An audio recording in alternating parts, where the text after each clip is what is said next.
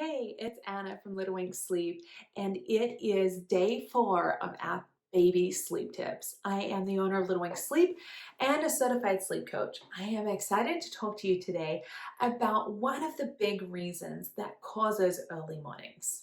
This is called residual cortisol overtiredness. So early mornings, one of the major reasons that we would see is that if a baby is overtired during the day before, then what happens is they kind of have a max capacity that they're able to stay awake. When they've reached that max capacity of what they can stay awake, and this is a buildup of adenosine in their brain. I like to call it sleep pressure. So when the sleep pressure has reached its maximum, if it's not met with a nap to relieve that sleep pressure, to let it go a little bit, what happens is we get this burst of cortisol. If we end up with this burst of cortisol, it's a fight, flight, and freeze hormone. So it kind of like it powers and charges through their bodies. As they do that, that cortisol will actually take a solid 24 hours to wear off. It doesn't just like go, you can't just be done with it in like one nap, like solved it, bam. No, it's going to have some residual effects over the next 24 hours.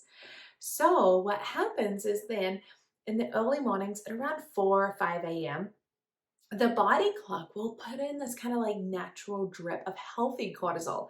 It's kind of like drip, drip, drip. And it brings in this cortisol to slowly wake up your body. So then at 7 a.m., your body is good to go. Your baby is really ready for the day. Your toddler is ready for the day. If we have this natural intake, like this natural drip of cortisol, but we have residual cortisol from the day before, we end up with this double layer effect of cortisol in that early morning.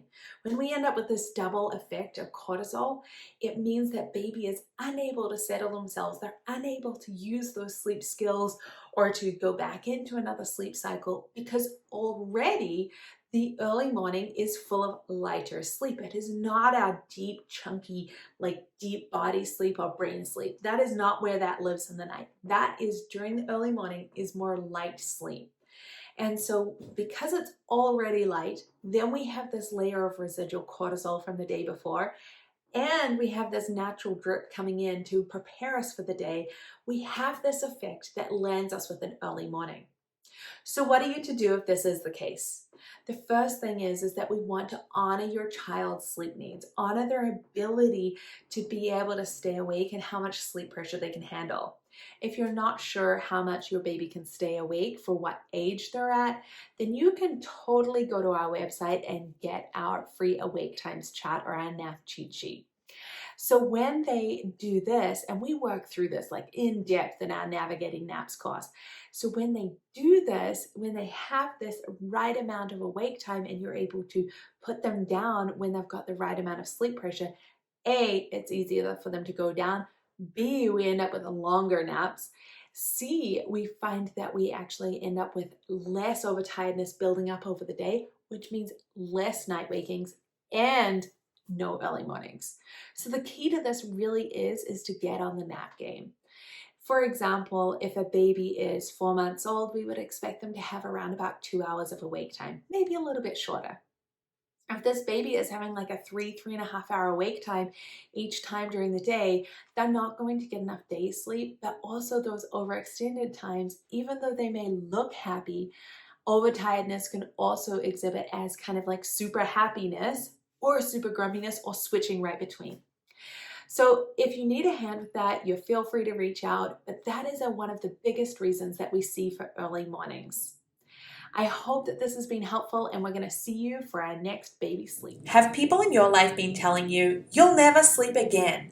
Are you starting to stress about how life is going to change with a baby or adding an additional baby? I've been there. And Mama, it's time to cheers your new best friend, Little Wink Sleep. Our Nurturing Newborns program gently and gradually lays the foundation for sleep in a way that you're able to manage and understand. We use a science-based approach that fosters healthy attachment. You'll be able to let go of the stress of newborn sleep and enjoy this stage, knowing your baby is set up with the right skills. Nurturing Newborn Sleep includes all our insider coaching strategies, taking you step by step, troubleshooting along the way, as well as